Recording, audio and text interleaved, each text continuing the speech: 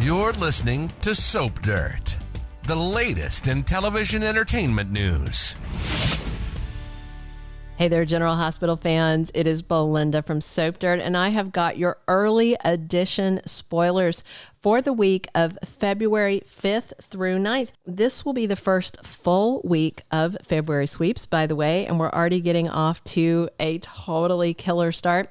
Hey, if you haven't already, please reach down, click subscribe so you don't miss any of our updates. I'm going to unpack these early spoilers, but first, like I always do, I'm going to give you a quick rundown of the action happening the rest of this week, just to give you context for what's coming next week.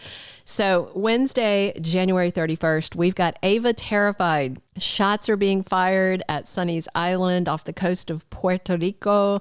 He has got Ava up under a table. Both these mobsters are hiding under a table while teenager Dex Heller fights their battles for them. Okay, everybody wants to know where badass Ava went. I would like to know also. It's like she really is a gallery owner and isn't, a cold-blooded killer in her own right. Come on. I am so excited we have new writers. That's just all I'm going to say about it. One of the ones we've gotten back is one that wrote Ava as a much stronger character, Patrick Mulcahy. Yay. Glad you're back, Patrick. All right. Also on Wednesday, Lois gets all up in Olivia's grill. She wants to confront her and work out the kinks so they can recover their friendship. I don't know if that's exactly the approach to take with Olivia, because that was the attitude Lois showed that got her in trouble with Olivia to start with. Spencer and Trina are in danger on Wednesday. Esme is there. She's in the stateroom of the Haunted Star / not the Haunted Star, the Parisian riverboat that only just looks a lot like the Haunted Star, but it can't be because there's things written on it in French.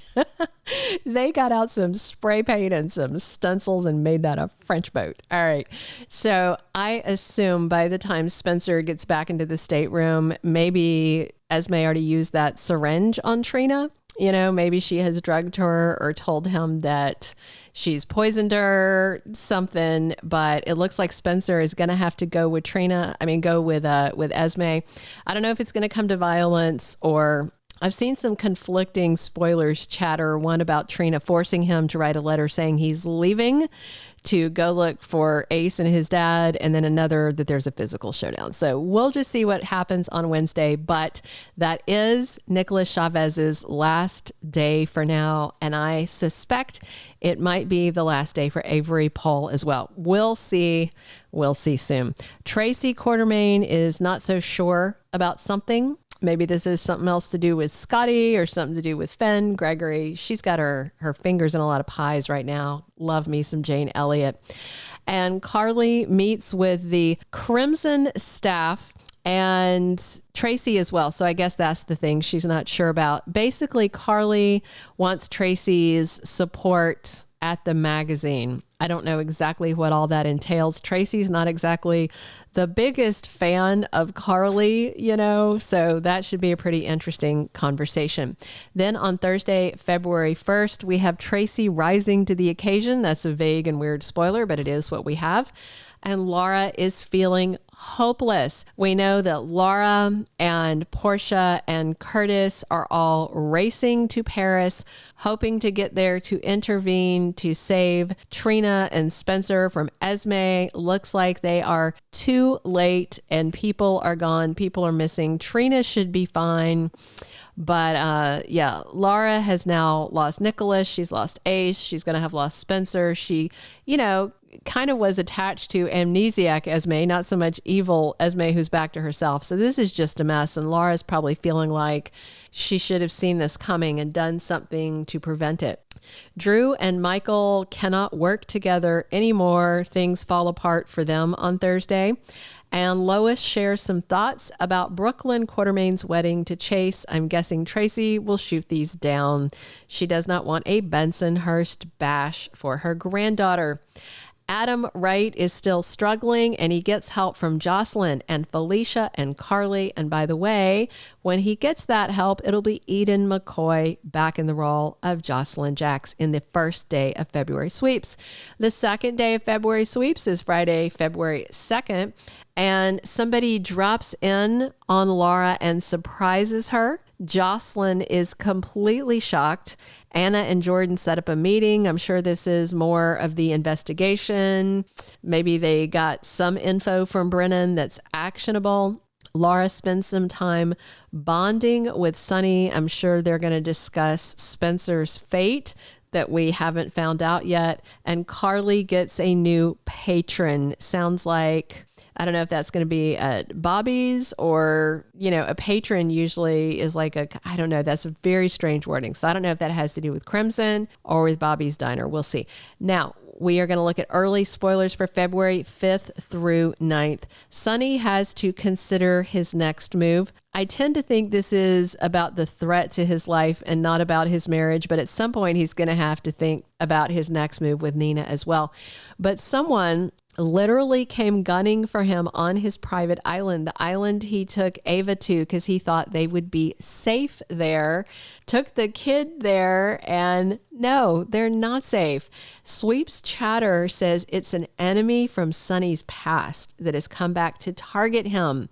Very interesting. The question is who, and the deeper question is, had they even decided who it is when they first wrote that shooting on the roof of the MetroCourt? Because, they forget plots, they just wander off, they change who the perpetrator is. We've seen this so many times over the years. It's just sloppy writing. So we'll see. I'm hoping for Alcazar. Trina has to decide what to do now that Spencer is gone. Of course, her parents are going to want her to come back to Port Charles. They were okay, I think, with her being in the Sorbonne alone, but if Esme is also MIA, they are going to want to keep her close to home so that Esme can't get a hold of her. We'll see. Everybody's going to be reeling over the Esme and Spencer thing. Laura's horrified. She's worried. Sonny's going to be worried. Everybody is going to be worried. That's not going to help them. And we know that Nicholas Chavez is supposed to be off the screen for a couple of months, maybe more. They said he was taking a few months off and he left the set in mid-December to start filming his Netflix series. So we'll just see how the timing works out. I just really hope he comes back. I don't know. He's so talented and he's on the radar of some really top storytellers and, directors and all now. So I don't know. I think he's somebody who's gonna move along, but we'll see. Joss is in a panic about Adam's mental health spiral, and now she has to cope with the Trina Spencer stuff's going to be a rough week. Look for Spinelli to try and work up the nerve to ask out Maxie for Valentine's Day. Same for Cody, who wants to spend some time with Sasha. Spencer's MIA. Ace is gone. Laura can't contact Nicholas. She's a mess next week. Look for more from Brennan. He is far from done. I suspect he may be out of Pentonville soon. Nina is still struggling with wanting revenge, but trying not to be more despicable than she's already been. And somebody comes to Liz's door, I don't know exactly when, sometime during sweeps, looking for help. I suspect it might be Jason, but we will just have to wait and see. That's all of the early spoilers that I have. Thank you so much for tuning in. Please click subscribe if you haven't already. Definitely drop your comments. Come back soon. As always, it is Belinda from Soap Dirt. Thank you for being a loyal listener. Follow us wherever you get your podcast, because you don't want to miss the next episode. Soap Dirt is on all the major podcast platforms, including Apple Podcast, Spotify, iHeartRadio, and more.